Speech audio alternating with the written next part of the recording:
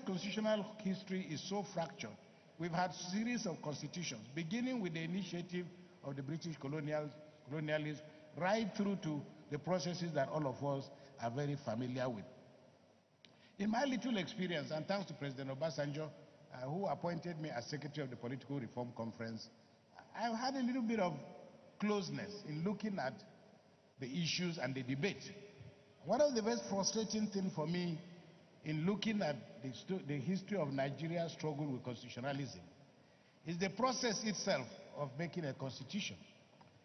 And if you compare it, and the paper tries to look at that, but I probably won't go into it, is that unlike the making of the American Constitution, about which I spent a little bit of time in the paper, because the Americans, when they were making their constitution, at least had sources of inspiration, whether it was the Declaration of Independence in 1776, or the American Constitution itself, which came into being in 1787, or the Emancipation Proclamation, in which Abraham Lincoln made the defining statement: we hold these truths to be self-evident, that all men and women are created equal, and they are endowed by their Creator with certain inalienable rights. Among these are the rights to liberty and the pursuit of happiness. That means that essentially, the Americans, in making their constitution, allowed for the fact that there has to be enough space for every individual to pursue, as a matter of right, life, liberty, and the pursuit of happiness. The next is the Gettysburg speech, which Abraham Lincoln delivered on the 19th of November in 1863. And he speaks to the issues, because that is where we find our definition of democracy. So American constitutionalism drew inspiration from a range of scholars, whether it's Machiavelli, John Locke, the Bible itself, Thomas Hobbes, Russell, Thomas Paine, Burke, Mills, and even Karl Marx himself.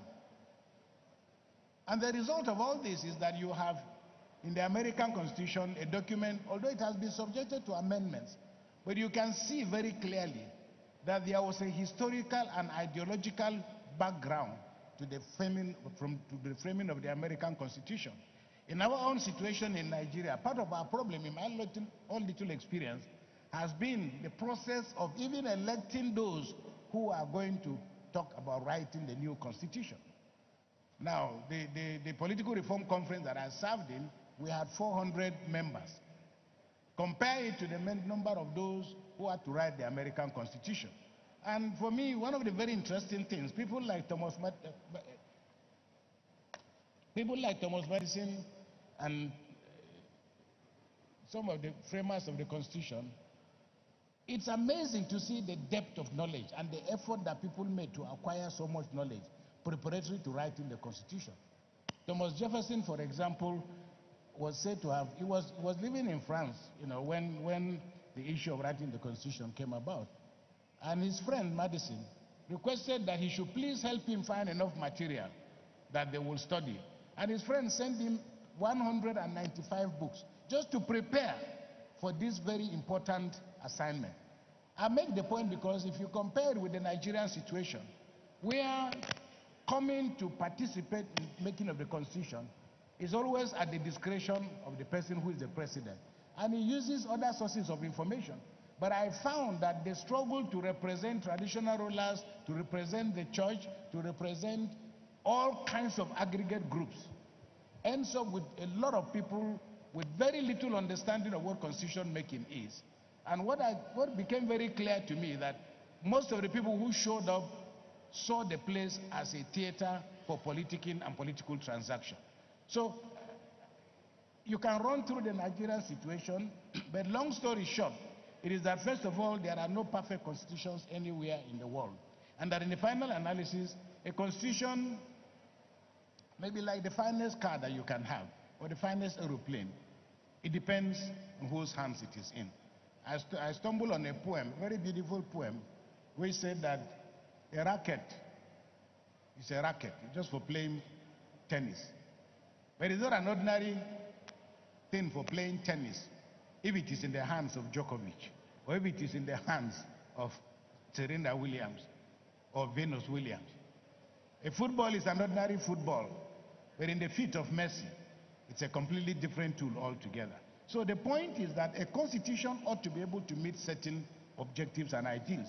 But in the final analysis, it is not so much the quality of the constitution, it is the quality of the men and women who have to operate the constitution.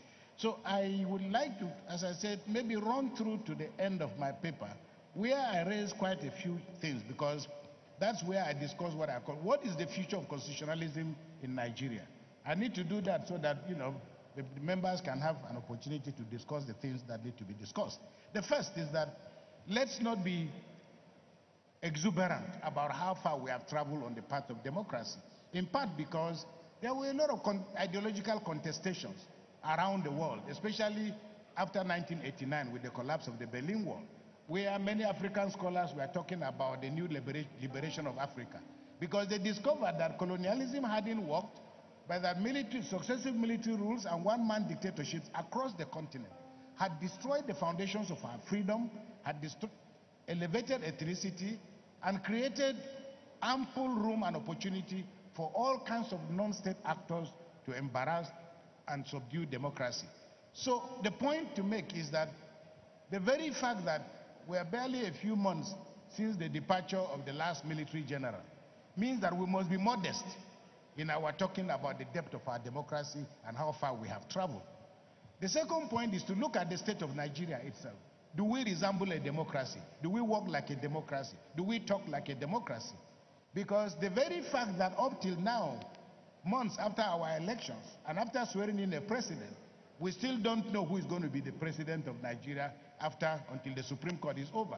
Very much akin to the introduction of the video assistant referee in football, in which case we are like a man who has scored a goal, but we have to wait for the referee to go to VAR and confirm whether it was a goal or not a goal. It's not evident. It is a symptom of how modest our claims should be, because we very often confuse the very fact that we're in a civilian administration with the notions of being in a democracy. That if we cannot fix our electoral process, which is the defining law for how to choose leaders in a democracy, then we must be modest in our saying that we're in a democracy. Secondly, our judiciary is in a crisis of perception, but also based on the experiences that Nigerians have had. It will not be surprising if ordinary Nigerians think that the only thing the Supreme Court does is to look at election petitions. Because we're looking up to the Supreme Court to help extend the frontiers of democracy and human freedoms. But very often, those institutions with Nigerians perceive that they've now become so severely, compromised. That has consequences for democracy and how we see the process of democratization. We also have a raft of agitations across the country. We have seen the worst face of corruption in Nigeria. Femi Falana, my friend here, will speak about that because he's published a series of articles, talking about what happened under the Buhari administration. They were not the ones who caused corruption, but I think in the last administration we saw the ugliest face of corruption in many, whether in moral terms, financial terms, or other terms. And I'll mention that before I close.